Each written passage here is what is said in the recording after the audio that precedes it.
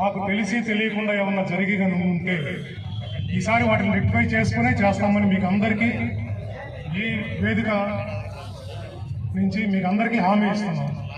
ఈ rules regulations ఇవేమైనా కానివ్వండి, organisers decide చేస్తే అది ఫైనల్. దీన్ని మీరు అర్థం చేసుకుంటారని అనుకుంటున్నాను. మేము పిలవగానే ఈ కార్యక్రమాన్ని ఇచ్చేసేటువంటి గౌరవనీయులు మున్సిపల్ కమిషనర్ సార్ గారికి ప్రత్యేకంగా మా కేసీసీ టీం నుంచి ధన్యవాదాలు తెలుపుతున్నాము. ఈ కార్యక్రమాల్లో కూడా ఇక మాకు ప్రతిదీ కూడా ఎమ్మెల్యే గారు సమకూరుస్తున్నారు.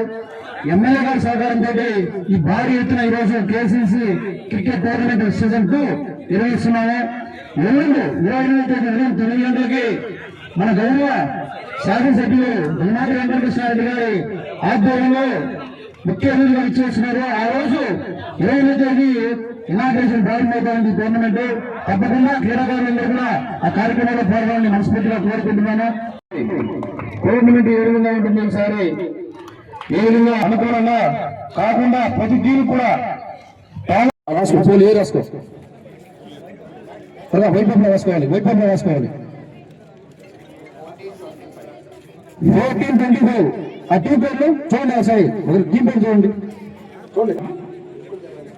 Vipul Lions versus coastal girls 14-25. సరే అయిపోయింది. 41-27.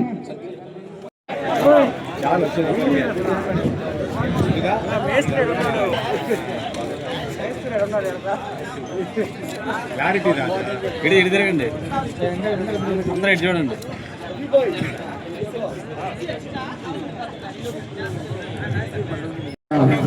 ఆర్గనైజర్స్ కి, క్రీడాకారులకు, క్రీడాకారులకు, మీడియా మిత్రులకు అందరికీ నా హృదయపూర్వక నమస్కారాలు.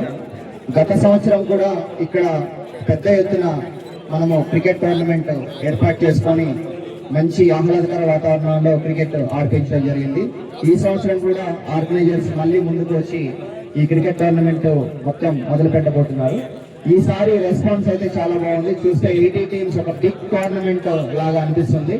సో అందరూ కూడా, క్రీడాకారులందరూ కూడా ప్రశాంత వాతావరణంలో ఎలాంటి కోపకోపాలకి తావివ్వకుండా క్రీడా స్ఫూర్తితోటి ఆటలు ఆడాలి.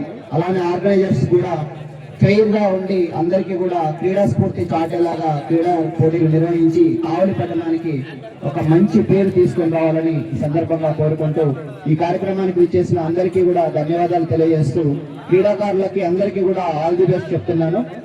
గెలుపోటములు అనేవి సహజము.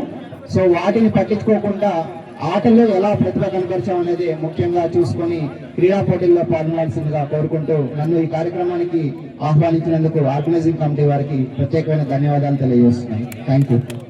సీజన్ 1 చాలా బ్రహ్మాండంగా జరిగింది అనడానికి ఒక చిన్న నిదర్శనం ఏంటంటే, లాస్ట్ టైము 64 టీమ్స్ మాత్రమే వచ్చాయి. ఈసారి ఇంకా క్రేజ్ పెరిగి 100 టీముల వరకు వచ్చాయి. అందులో సమయాభావం వల్ల 80 టీములు మాత్రమే తీసుకోవడం జరిగింది. దీన్ని బట్టి మన కేసీసీ టోర్నమెంట్ ప్రజల్లోకి ఎంత బాగా చొచ్చుకుపోయిందో అర్థమవుతా ఉంది అక్కడ. అలాగే రేపు 28 నుంచి పండగ అనేది 28 నుంచే స్టార్ట్ అవుతుంది అని నా ఉద్దేశం. ఈ క్రికెట్ పండగ అనేది ప్రతి సంవత్సరం ఇలాగే చాలా సంవత్సరాలు జరగాలని, మా కేసీసీ క్లబ్ ద్వారానే ఈ టోర్నమెంట్స్ చాలా కాలం జరగాలని కోరుకుంటున్నాను. సీజన్ 2 కావలపట్నంలోని బిట్స్ కాలేజ్ పక్కన శాప్ గ్రౌండ్లో నిర్వహిస్తూ ఉన్నాము. ఇందులో భాగంగా